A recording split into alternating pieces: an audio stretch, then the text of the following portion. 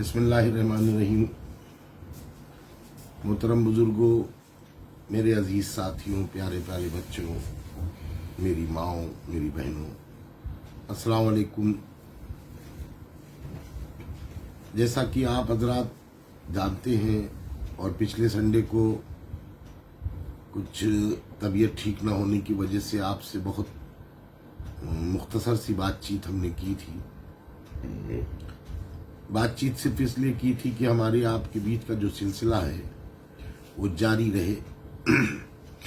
और अभी भी पूरी तरह तबीयत साफ नहीं है, लेकिन हम नहीं चाहते कि हम आपसे किसी भी ऐसे मौके पर जब कुछ चीज़ें, कुछ बातें बहुत अहम होती हैं तो उस वक्त में हमारे आपके बीच में कोई भी गुफ्तगू का सिलसिला ब्रेक न होने पाए।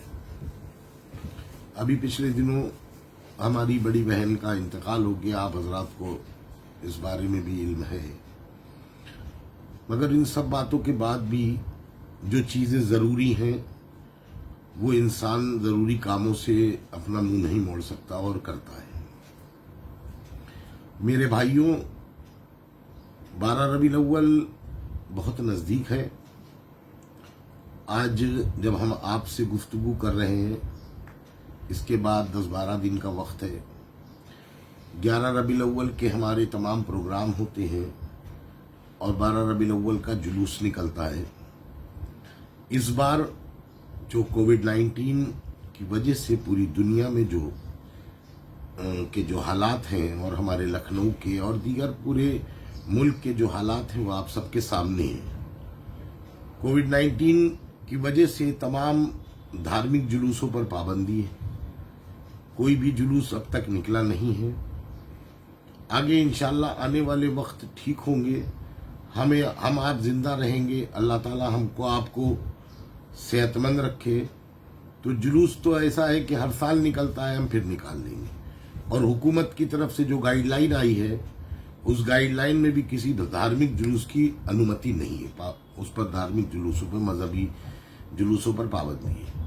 लेकिन साथ में एक चीज और भी है कि 200 लोगों के साथ आप मजहबी प्रोग्राम कर सकते हैं। तो बहुत बेचैन होने की जरूरत नहीं है। इंशाल्लाह 11 रबीउल अव्वल के जो हमारे प्रोग्राम मस्जिद में या ऐसे होते हैं वो सब इंशाल्लाह होंगे। गवर्नमेंट्स की जो गाइडलाइन है उसके हिसाब से 200 लोगों की परमिशन है। 200 लोगों के साथ हमारे प्रोग्राम होंगे। लेकिन असल बात जो है 12 रबीउल अव्वल के जुलूस की, जिसकी इजाजत किसी भी मजहब को नहीं है, तो इसलिए हमें भी नहीं होगी।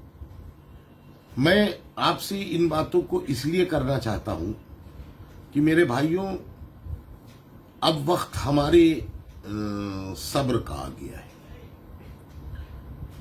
हमको किसी भी साजिश का शिकार नहीं होना है।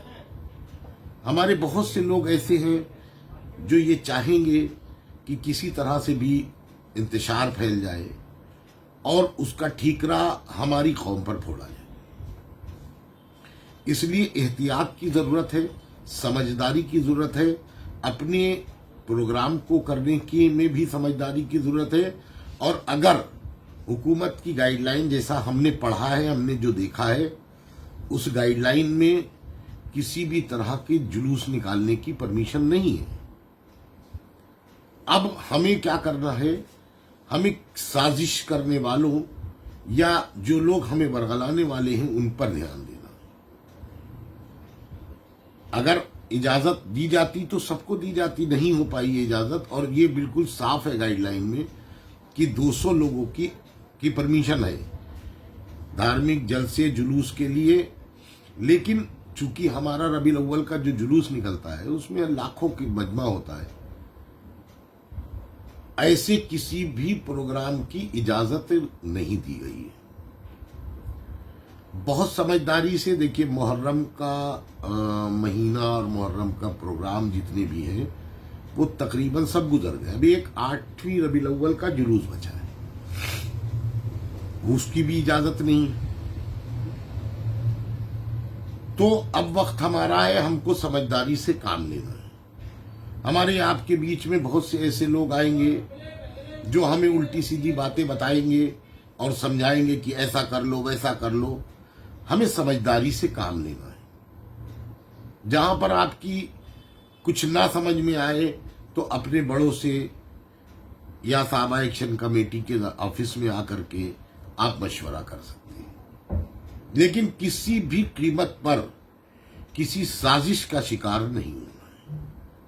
آپ جانتے ہیں ہمارے یہاں ایک بڑی دقت کی بات یہ ہے کہ عوام سے جڑے ہوئے لوگ کم آپ کے ساتھ میں ہیں. تقریباً جدھر نگاہ اٹھا کے دیکھیے سب ایک رات کے دولہا آپ کو ملتے ہیں.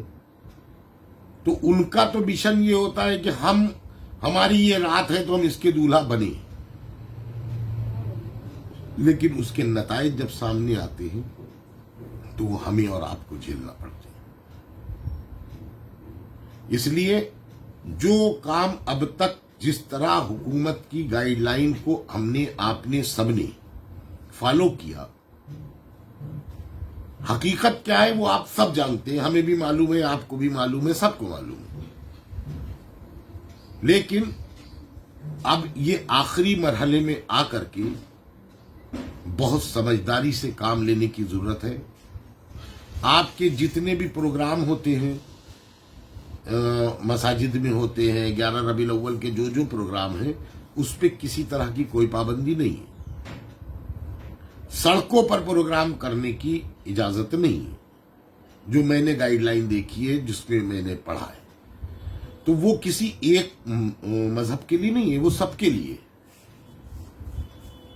اس لیے میں آپ سے یہ کہنا چاہتا ہوں، اور آگے بھی انشاءاللہ جتنی معلومات ہمارے پاس آتی رہے گی، ہم آپ سے اس کو برابر شیئر کرتے رہیں گے. اور جو چیزیں جو باتیں ہمارے سامنے آئیں گی، ہم آپ حضرات کو بتاتے رہیں گے. ضرورت اس بات کی ہے کہ آپ حضرات جان رہے ہیں کہ اس لاک ڈاؤن سے لے کے اور آج تک کے کیا کیا دشواریوں کا سامنا ہمیں آپ کو سب کو کرنا پڑا ہے. بلکہ آپ اس سے اور پیچھے چلے جائیے.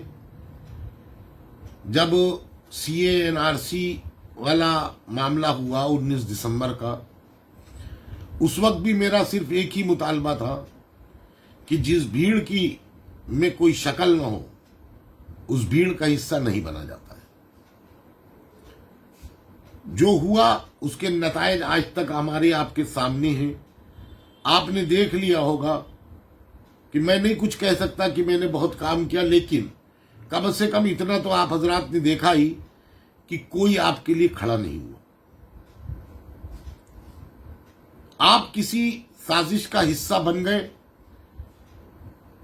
آپ پر لاٹھی چلی، آپ پہ ڈنڈے چلے، آپ کو جیل جانا پڑا. آج بھی ہمارے بہت سے ساتھی جیل میں ہیں، بہت سے لوگ جیل میں ہیں.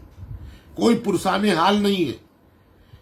حیرت کی بات تو یہ ہوتی ہے کہ 2 لوگوں کو جن کو گولی لگی تھی، جن کے 2 مرتبہ آپریشن ہوا، تیبارہ بھی پھر آپریشن ہوا، اور اللہ کا شکر ہے کہ وہ لوگ صحت مند ہیں.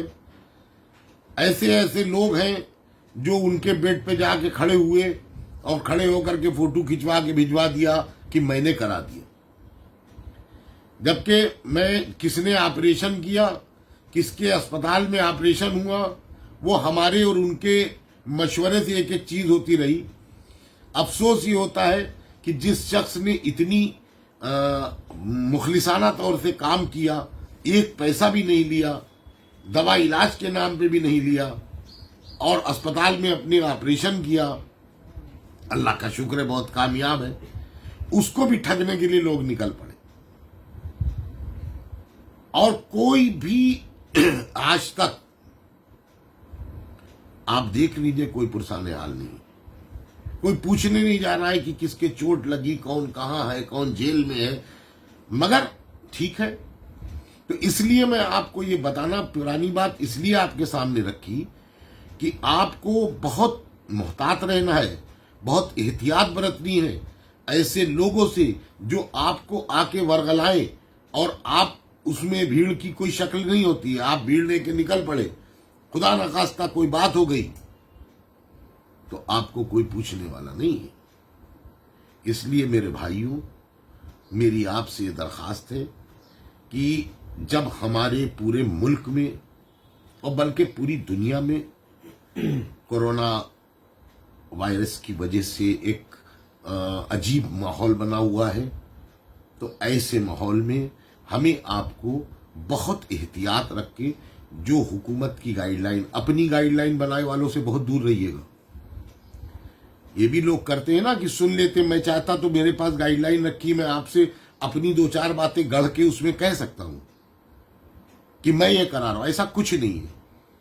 جو سرکاری گائیڈ لائن ہے، میں اب تک آپ نے دیکھا محرم نکل گیا، کوئی انتشار کی بات کہیں پر نہیں ہوئی. 12 ربیع الاول کا میرا جلوس ہے، ہم کو بھی سمجھداری سے کام لینا چاہیے. اگر 200 آدمی کی انومتی کے ساتھ جلوس نکالنے کی پرمیشن 8 ربیع الاول کو ملتی ہے تو 12 ربیع الاول کو ہمیں بھی 200 آدمی کے ساتھ ملنا چاہیے.